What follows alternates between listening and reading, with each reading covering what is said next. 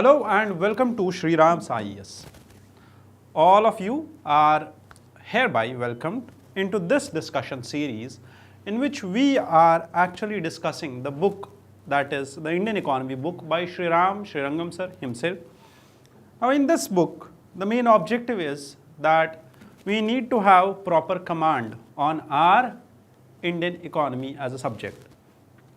And while we are the students of Indian economy, we should understand that it is more pertinent for us to read the text along with these, I would say, lectures. So there will be a humble, I would say, advice to all of you that you should keep the book with yourself, then only follow the book along with these lectures, because that is how it will benefit you more. And there is one more thing, that wherever you find value addition, wherever you find more points into these lectures, because from the starting lecture till now we are around at 15th to 18th lecture. Now you need to understand that there has been multiple lectures in which we have mentioned or discussed multiple stories of economists, multiple research papers. We have also discussed, say, the research of, say, there were multiple, I would say, economists, Simon D. Levitt, William B. Phillips, John Maynard Keynes. There are multiple people, Ricardo, and multiple other people whose, I would say, economy or economic concepts which they derived, we discussed along with the Nobel Prizes and all. Wherever it finds relevance, I do add it up. So for you, you must make a note along with reading the book of all the things which are value addition of this series. Understood? Now we have already completed the chapter of industrial policy, and in this chapter the first half has been done.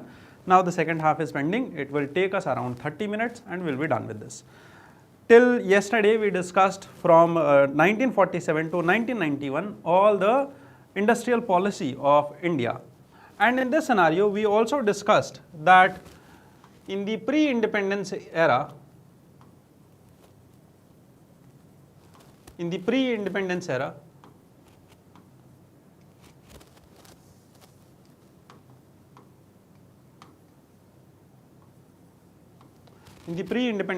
we witnessed that India had a share of 20% of the world's GDP.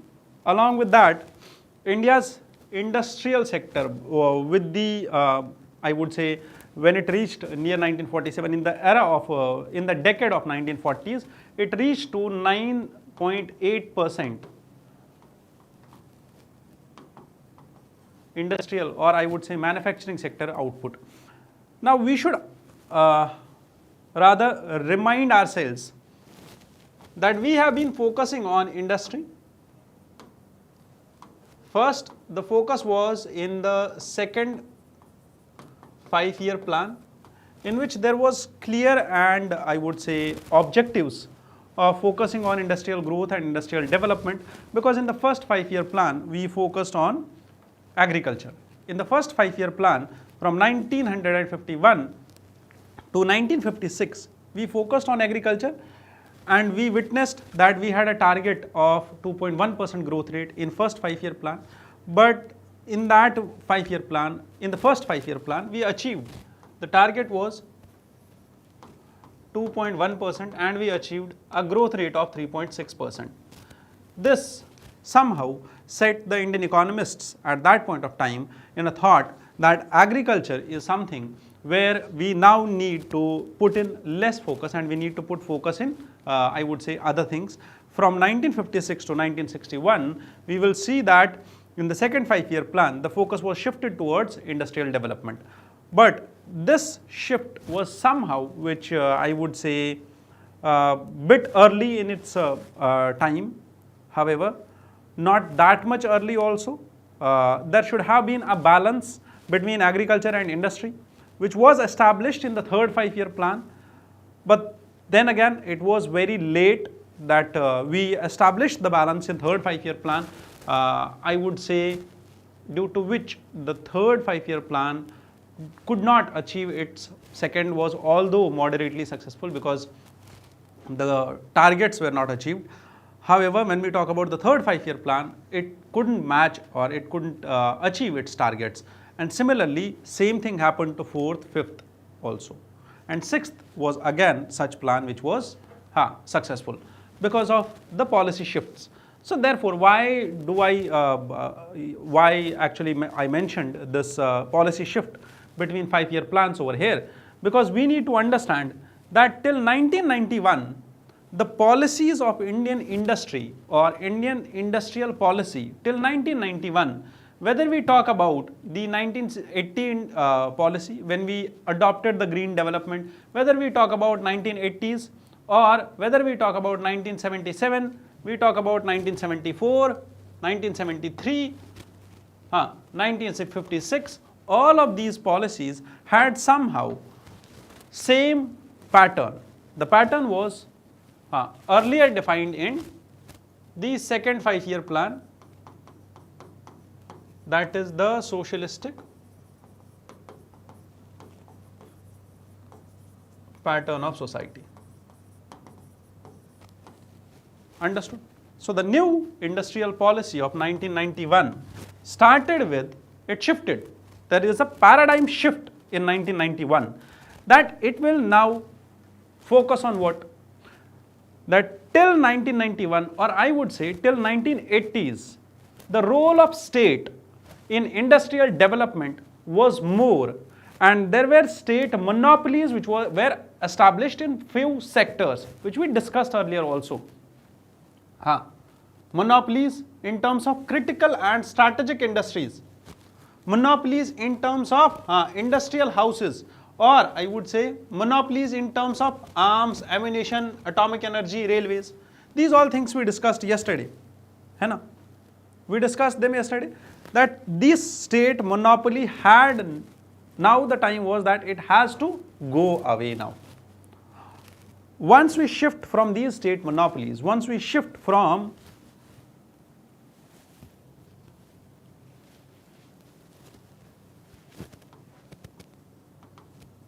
a shift from state dominance to privatization and free market economics. This shift required what? Liberalization and privatization of industry also. Do you understand? Now, in order to establish this, what we did was we brought in a new industrial policy of 1991. Under this industrial policy, first thing was to open up the market for industries so that private players can easily now come and invest in the market. They can start their own enterprises, their firms, and then start earning profit. Now, do you remember the first principle of free market economics? The first principle of free market economics was very simple, that producers and consumers should be left free. That is, they should be left free. There should be very minimal state intervention. There should be very minimal state intervention, as argued by Adam Smith in 1776, the book of Wealth of Nations. Simple. Now, because these profit-oriented producers and utility or satisfaction-oriented consumers, they will now set the chain of economic reactions. Now, this is something which came to our policy, I would say rather it was a bit late. However, at that point of time, we had colonial apprehensions of past 200 years, which actually led to this policy coming this late. Otherwise, it would have been more early. Public sector reforms, and there were multiple other geopolitical issues due to which it was really late. So the first thing was opening of the market, and the second thing is public sector reforms. Now, what did we brought in public sector was greater autonomy and freedom from constraints for public enterprises, which means that all the public enterprises, all the PSUs, public sector undertakings, now they will have greater freedom so that they can manage their own business there won't be too much of political intervention into the business activities of public sector undertakings. Simple. The third thing was modernization. Now, modernization means we will bring in the technological and managerial upgradation. Means what? That all those PSUs which we earlier read were sick, that is, they were not making profit. Why were PSUs not making profit? What was the reason behind that? We will read this again in the chapter of industry, but hereby I just want to give you the context. What was the reason that PSUs were not earning too much? They were not making too much of profit, because the objective of PSUs was that they were not profit oriented but welfare oriented. They were there to be a non-profit organization, to have minimal profit. They were there to provide facilities to the people. The objective was entirely different, and on the top of that, there was political intervention also. Because of these multiple reasons, this modernization was needed. Simple? Next. Next is, in the 1991 industrial policy, we had impressive results. Once we brought it in, industrial growth rate increased to 8.5%. Year-on-year growth was 8.5%, and that is witnessed during 7th 5-year plan period. So do remember that 1991 reforms, 7th 5-year plan, they were contemporary. Understood? The comprehensive reforms of 1991 transformed Indian industry, delivering unprecedented growth through liberalization, modernization, and increased competition in the market. Simple. That is why competition is important. What were the key reform areas? First was the industrial licensing. Industrial licensing means how many licenses do you need? First was, say, safety license, food safety license, I would say pollution license, or I would say NOC from the pollution department, banking department, electricity department, multiple licenses, so that you can produce anything. This number of licensing or number of licenses was decreased.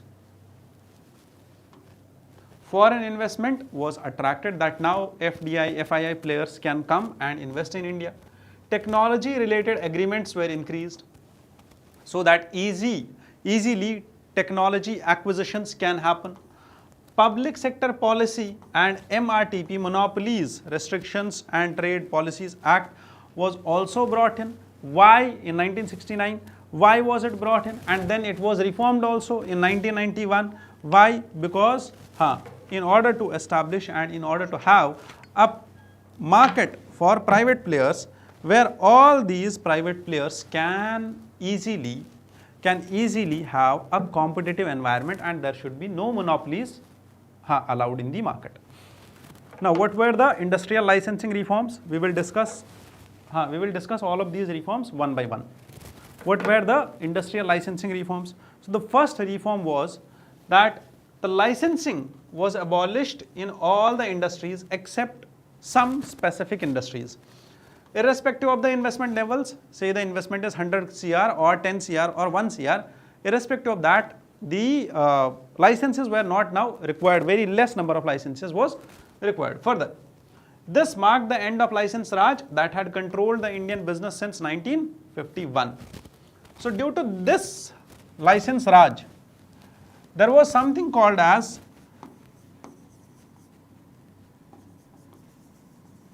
bureaucratic red tapeism, जिसको usually लाल फीता शाही बोलते हैं, है ना? What does that mean? What is bureaucratic red tapeism? That there were only few, I would say, powerful people, and those powerful people were whom? Civil servants or bureaucrats. Now, all these civil servants, all these bureaucrats had so much of enormous power in their hand that they could literally seize any industry, restrict any player or any factory owner from operating. They had all the power of sanctioning or giving the authority to start a venture. Even the shops, normal shop outside required a registration, license and all.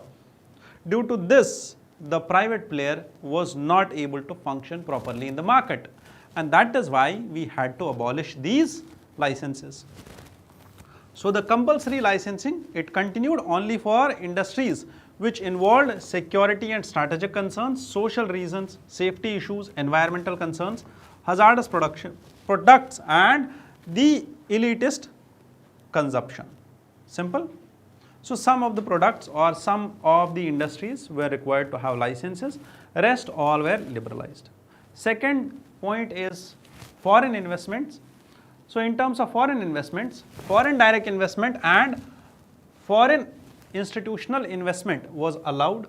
This liberalized the foreign direct institutional investment to tap the larger market for investment. Further, technology agreements were signed. Why technology agreements? So that we can acquire technology from outside. We can have technology transfer from outside.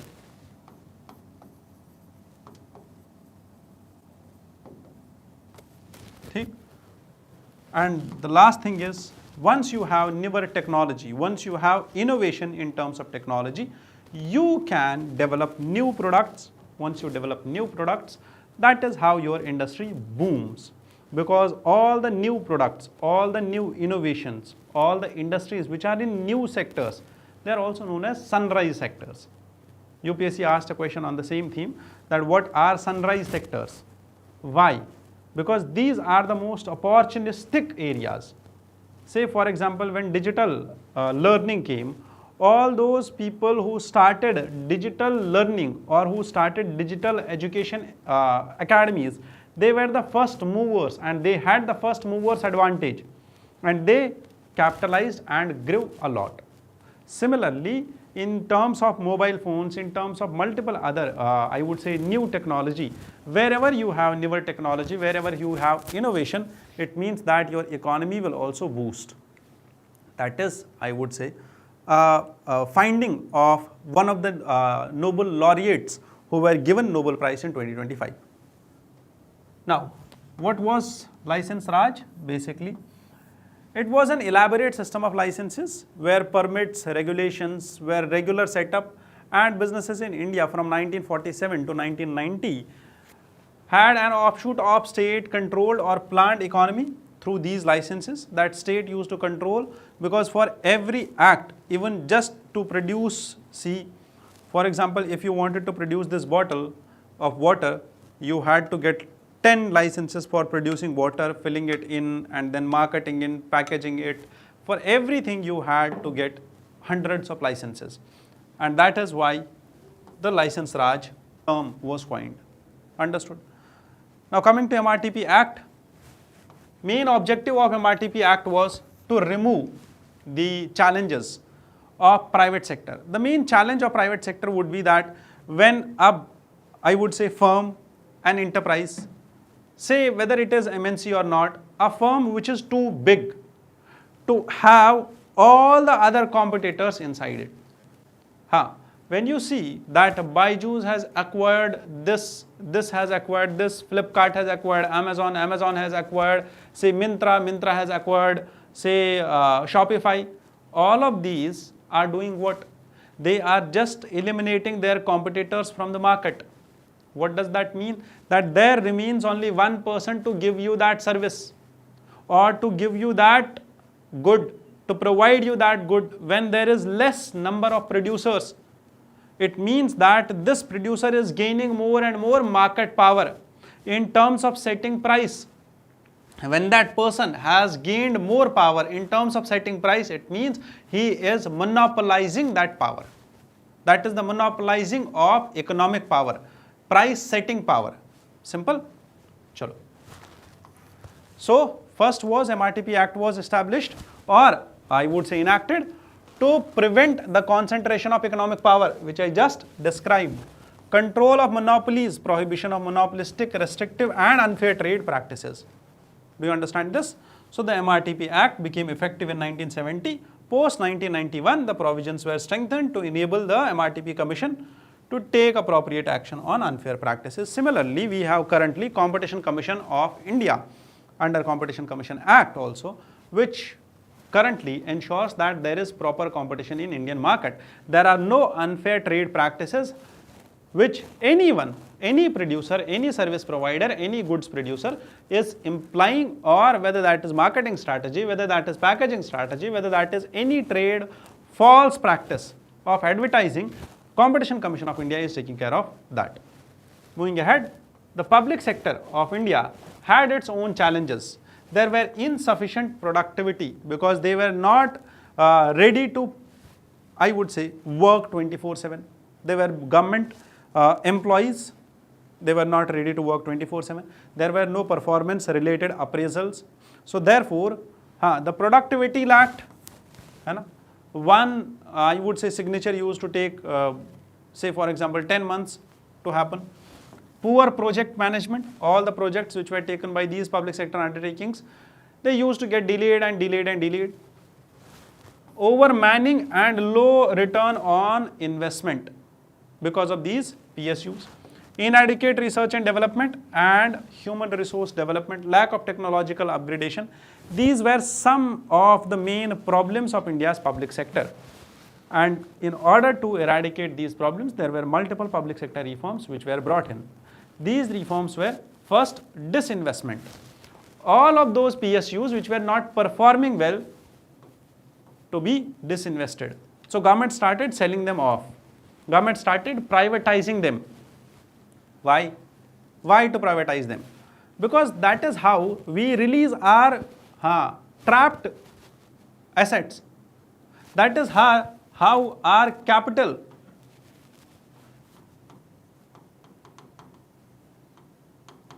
receipts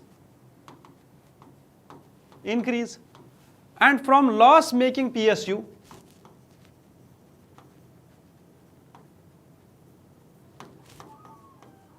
once this PSU which was making loss is sold out, the capital receipts from this can be reinvested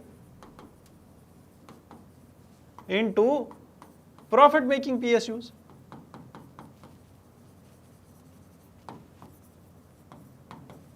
Do you understand? Second is de-reservation, the selective opening of previously reserved industries. Industries which were earlier reserved for public sector only were now opened for private players also. Competition increased because of import liberalization and foreign direct investment. The foreign tie-ups helped to acquire new technology, and due to new technology, new innovation can happen. Understood?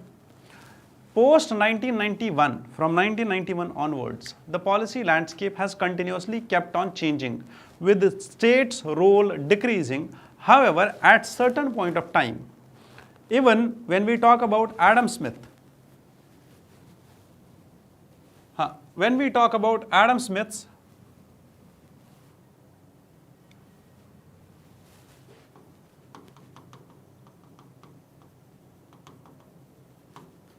free market economics, even Adam Smith himself does not mean that there should be no state intervention. Rather, Adam Smith argues for what? That there should be state's role. State's role when market fails. Or there should be role of state where market players or private players are unwilling to work. Therefore, only in those, I would say, only in that time period, whether it was 2008 global financial crisis, whether it was 2012 Eurozone sovereign debt crisis, whether it was COVID-19 crisis or any other crisis, or drought or famine, all and always state has come at the forefront and played its role. That is why we need to understand that post 1991, India has not issued consolidated industrial policies. Rather we have focused on sector specific industries. not an industry policy for whole of the nation, rather specific industries for specific policies for specific industries, specific sectors. Say for example, for manufacturing zones, we started special economic zones.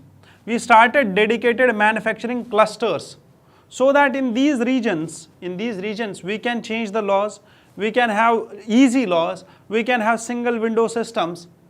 In these regions, we can help industries to develop a cluster. Simple.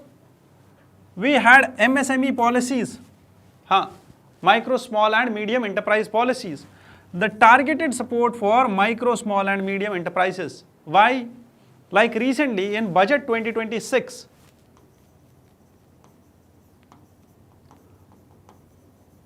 there was small and medium enterprise fund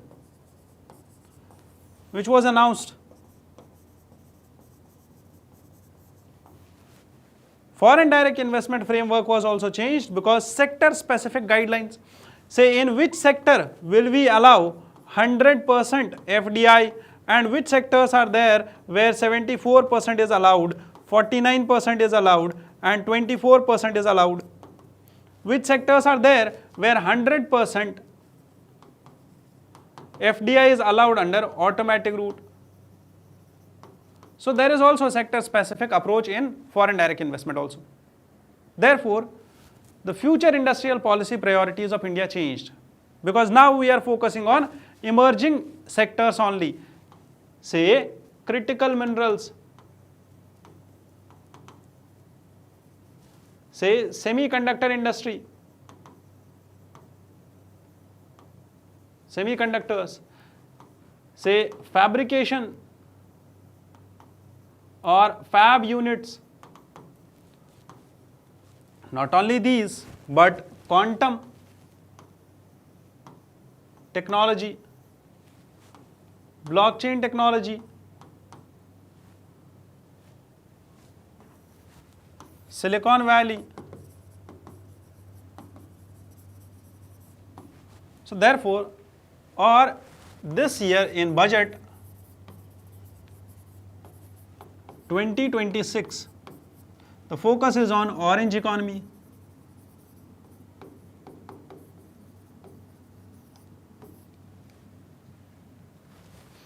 regulatory reforms were introduced so that we reduce the hurdles in operations of industries. Not only this, GST reforms, making GSTN portal user friendly, taxation reforms, manufacturing hubs were created, making India a global manufacturing destination, and automation of jobs, balancing the technology and advancement. Recently 2025 employment incentive scheme was brought in. So that is how the government's approach is changing towards industry. Now, what are the main goals for our industry? First is to have global value chains, so that all the people, all the global level value chains, all the global level production lines which are established in China, they should start seeing for alternatives and they should start investing in India. Providing assembly in India. We should promote assemblies in India. Assembly means what? Assembly lines where all the products are assembled. Say cars are assembled, mobile phones are assembled. They are assembled in China. You will see, say for example this mobile phone. You will see and check on this mobile phone that, okay, on the box of it, you will see that there will be one thing written that it was assembled in Japan, South Korea or China. Understood? Technology transfer, so that the technologies which are in the developed nations, technology which is in the China, Japan, that should be transferred to India. Innovation ecosystem, new innovations, expenditure on research, Anusandhan. Bill was introduced. Skill development, NSDC.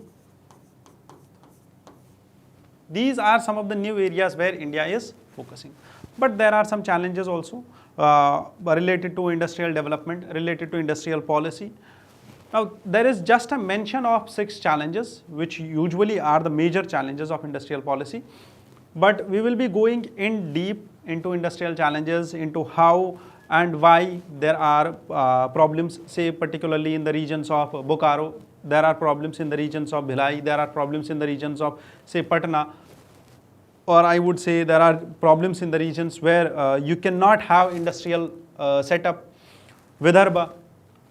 A regional analysis and all other things will be dealt in the separate chapter of industry. Understood? So there are infrastructure gaps because digital infrastructure is still lacking. We have rolled on 5G, but yes, the latency of data is still low. Further, high latency. Labor laws, restrictive labor laws were there. In the September 2025, we started new reforms and we brought in new labor laws. All the 4 labor codes came into force, and now we have changed, or I would say we have reformed labor laws also. There is easing in labor laws. Regulatory complexity. There are multiple layers of compliance.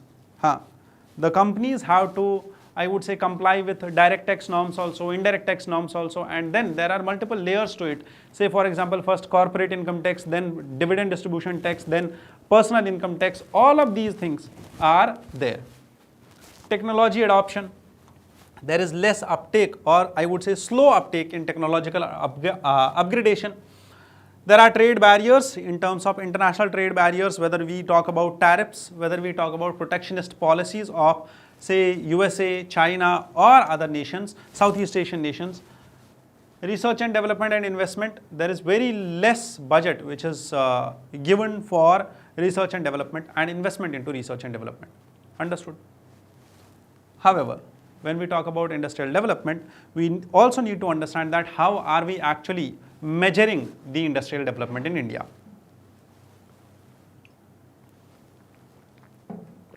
So how does industrial performance is achieved in, I would say, measured in India? The first thing which we will be discussing is the production or index of industrial production.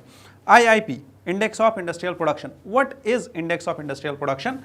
It is basically a simple thing, the indicator of some particular industries. What we do is, say July, or it is the month of June 2025 and June 2026. We can compare them, that the industrial, I would say, output, total output or industrial growth rate in June 2025 was, say, 8%, and in June 2026 the growth rate is 8.5%. We can compare them, or what we can do is, we can compare January 2026 to June 2026. We can take base here that what was the industrial growth in January 2026 and what is the industrial growth rate in June 2026. Now, the index of industrial production, this basically focuses on, it is released by National Statistical Office and it focuses on the 6-week lag after the reference month. Say if we took the reference month as January, we will be comparing January with July. There will be a lag of 6 months. Simple. What we will calculate over here is how much output was there from all the industries. How much did they actually produce? What is the level of production? Base year is 2011, 2012. It covers which sectors? Mining, manufacturing and electricity. 3 sectors are covered under it. It uses the secondary government data, all the data which is collected by other surveys, say whether that is the annual survey of industries, whether that is the MCA21 data or any other data. It uses that data and sees that how much was the production of industries. Annual survey of industries, this used to be, we used to calculate data based on this, and we used to have use this data of ASI, that is the data of 20,000 industries. We used to utilize this data in, I would say we used to utilize this data in terms of GDP calculation, but that is something which was not possible and which had to be updated. So therefore, this was replaced by MCA 21 database. Now understand that Annual Survey of Industries actually takes care of and collects or collates data from organized sector only. Then the comprehensive data of production, investment, employment and cost information is collected, and then we calculate this data. Main source of this data is, it is the main source of the data for industrial statistics for the organized manufacturing only. It is released annually by NSO. Simple. The unorganized sector is covered by NSSO surveys, together providing a complete manufacturing landscape of the picture. Understood? Mostly the unorganized, I would say, unorganized sectors data is usually extrapolated from the organized sector. Simple. So therefore, IIP is short-term monthly indicator. It's a smaller basket of the products. It is released at the 6 weeks lag, and the production volume changes. It tracks how much production is changing, I would say month after month. When we talk about Annual Survey of Industries, this is sorry. This is basically a comprehensive annual survey where larger sample of industries is taken and a 2-year lag is there. After 2 years, the actual data is released. Done. There is one more thing which helps us to understand and I would say calculate the industrial data, that is index of 8 core industries. Now this index of 8 core industries, it actually talks about the data of 8 industries. Say coal, electricity, cement, steel, crude oil, natural gas, refining products and fertilizers. These are the 8 industries whose data is collected. So these 8 industries constitute around 40% of the GDP of this index of industrial production, that is IIP. It is compiled monthly by Office of Economic Advisor, OEA,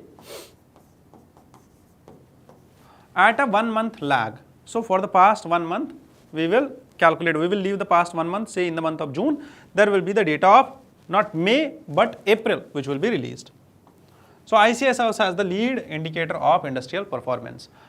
And there is one more thing, that is Purchasing Managers Index. Purchasing Managers Index is, I would say, calculated at national level also and at international level also. Nikkei India Manufacturing PMI, this is for manufacturing sector, and HSBC's India Manufacturing Sector PMI. These are the two main, I would say, bodies. One is Nikkei and another is HSBC, which actually produce the PMI. PMI is what? It is Purchasing Managers Index. It means what? That how much in the manufacturing sector, how much growth has been there in the manufacturing sector from the view of Purchasing Managers Index.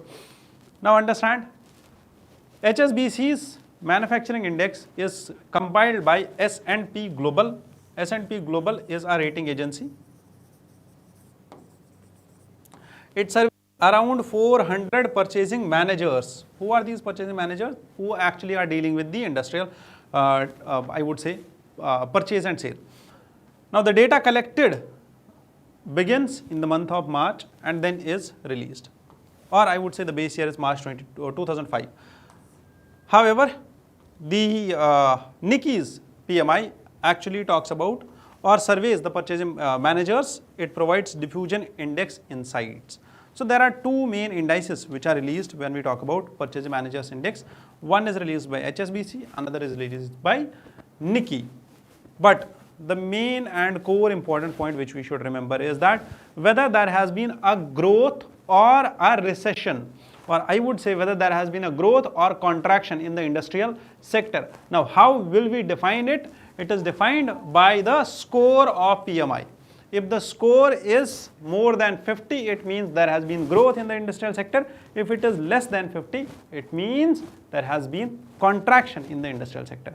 Now once this happens, that there is contraction or the PMI score is less than 50, it means that this economy may see a slowdown now, because this sets the market sentiment of the investors.